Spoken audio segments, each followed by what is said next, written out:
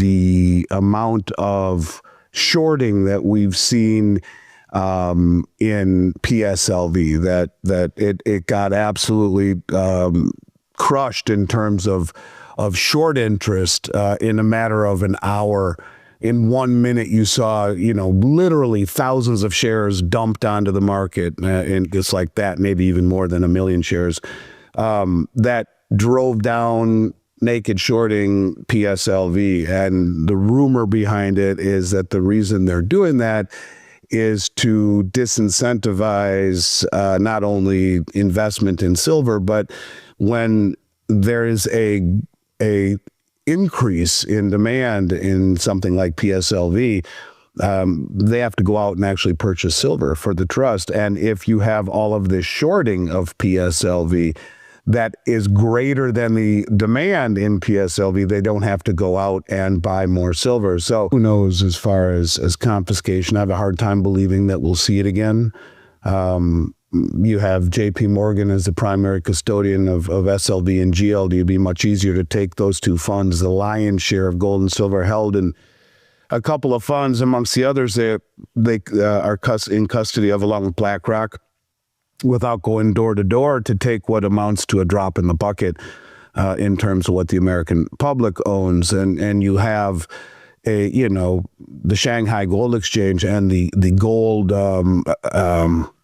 accumulation programs that the government is running for the people through the Shanghai Gold Exchange.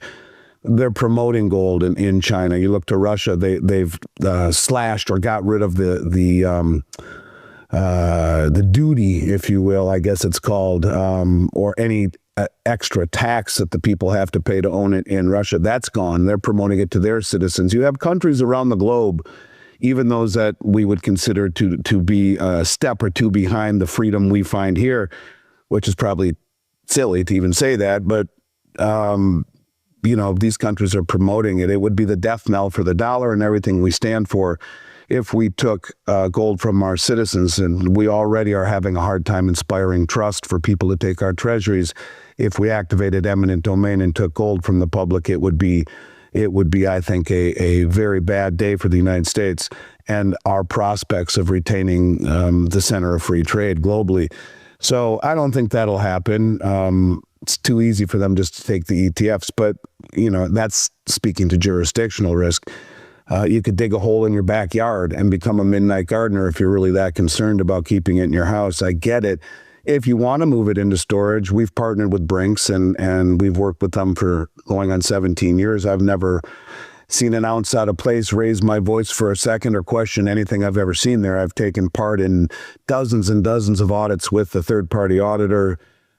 They do things the right way, and we have facilities in Canada, in Toronto, Vancouver, Montreal, in the United States, in Texas. We're the only ones there at this point right now. Miami, we're the only ones there. New York City, Salt Lake City, and Los Angeles. I choose to work with a company of that integrity, a Fortune 100 style balance sheet, 100-year-old company who has never had an attempted break-in in any of their facilities. In a world of imperfect choices, it's as good as I find.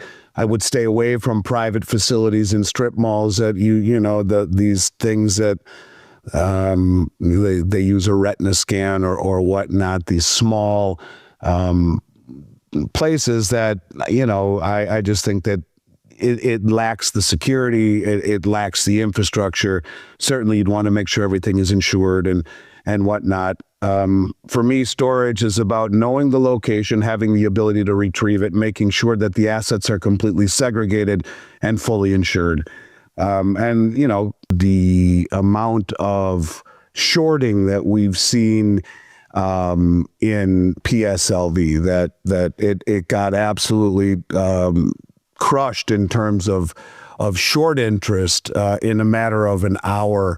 In 1 minute, you saw, literally thousands of shares dumped onto the market, and just like that, maybe even more than 1 million shares.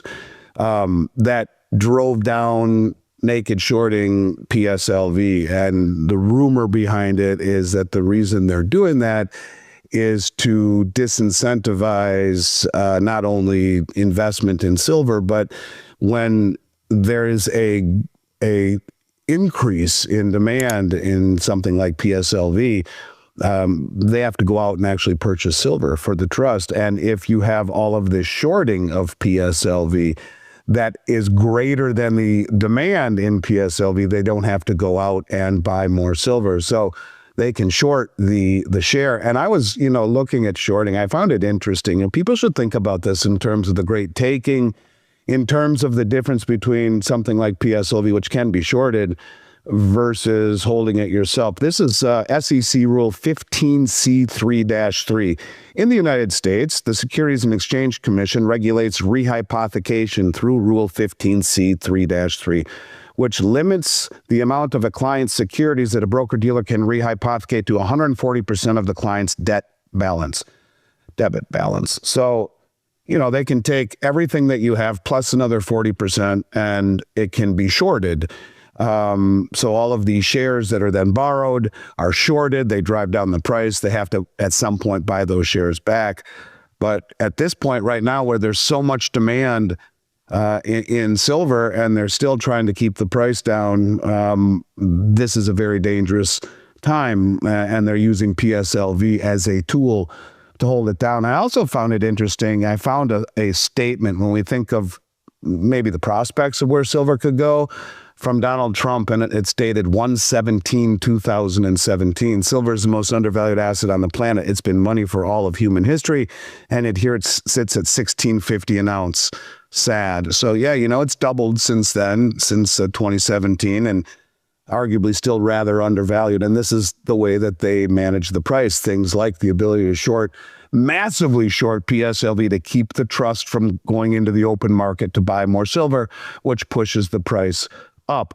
I found it interesting, a tweet from Max Kaiser the other day, who is the Bitcoin maxi, has spoken out against gold for a long time. He was a gold bug for a long time, completely shifted, talking about stable coins. He says a stable coin, and this was just, he tweeted this on March 22nd, a stable coin backed by gold would outcompete a U.S. dollar-backed stable coin on world markets. Russia, China, Iran should take note. I would argue they are, and they have been. That's the whole concept of the unit settlement currency, which do not think for a moment that's gone. It would track inflation. The U.S. dollar does not. You're guaranteed to lose purchasing power in the U.S. dollar. The U.S. dollar has no volatility, but again, you're guaranteed to lose purchasing power. Bitcoin is deflationary but volatile. Gold tracks inflation and is minimally volatile. Why wouldn't Russia, China, Saudi, and Iran do this? Well, they are. I think they are issuing they are dealing more in gold than they are in U.S. dollars. That's the whole concept of treasuries being dumped and gold being acquired. I found it interesting to come from Max Kaiser, this little tidbit. I saw another tweet that it was interesting because there are some people that I respect that I wouldn't think would say they agree with this, but they did. I'm gonna leave out the people who agreed with it. I just don't want to go there, but suffice it to say, it says, the tweet was, it seems the whole point of Bitcoin was to provide liquidity for U.S. treasuries and quell domestic demand for gold, while preparations were being made for a gold-backed U.S. treasury note, including, most importantly, repatriation of all U.S. leased and rehypothecated gold. Well, let's think about that for a moment. We're seeing the gold come in at levels no one has ever seen, and a lot of it probably was leased out gold and rehypothecated gold.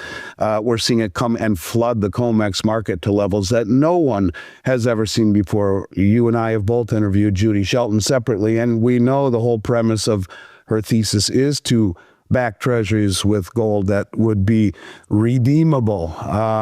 And certainly a lot of the demand that would have gone into gold in this environment has arguably gone into Bitcoin. While I'm not saying I agree with it entirely, it's a compelling thought process, to say the least. And when you talk about all of this talk of stable coins now, including Max Kaiser, it is the stablecoin market that is picking up the slack for the lack of central bank purchases, which net since 2014, there's not been one U.S. Treasury purchased by central banks since 2014 net. Yes, there's been a lot of buying by central banks, but more selling than buying since 2014. And the stablecoin market, which is now almost entirely backed by U.S. Treasuries, is providing a major source of demand for the Treasury. So lots of things happening under the sea, under the seams, and who knows how it all plays out. But when you see desperation, like, a million shares dumped onto the market and shorting PSLV at the open to keep them from going into the open market, it's worth pondering. A couple other things, and then I'll take any questions if there are. We can say goodbye. I found it very interesting that 4 of the biggest property and casualty insurance companies in China have joined the Shanghai Gold Exchange as full members. Costs a few $100,000 to become a full member, but they are now.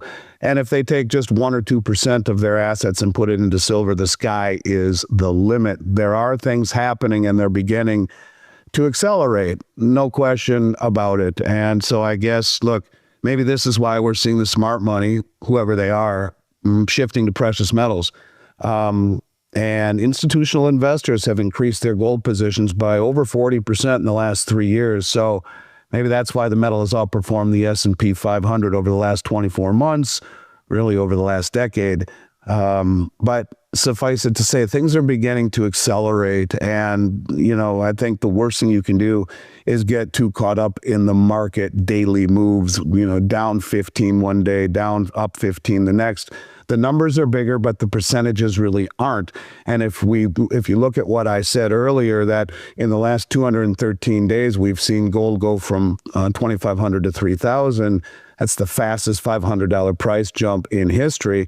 But in essence, you're only talking, under a 15% or about a 15% gain, just over 15, 16%. It was up 40% last year or thereabouts. So as the numbers get bigger, it kind of skews the percentage drop. And, so pay attention to that. Yeah, that number is big, but the percentage move wasn't the fastest move ever, but the amount of dollar increase is. Anyways, lots of crazy things happening, and I think it's literally just beginning. In an interview I did with David Hunter this morning, he thinks that we'll see a blow off here very soon, a blow off top in the equities, and then a collapse, a full-out collapse in the equity market, in everything, leading to a commodity super cycle where he's predicting, silver at 500 or 750 and gold at 20,000.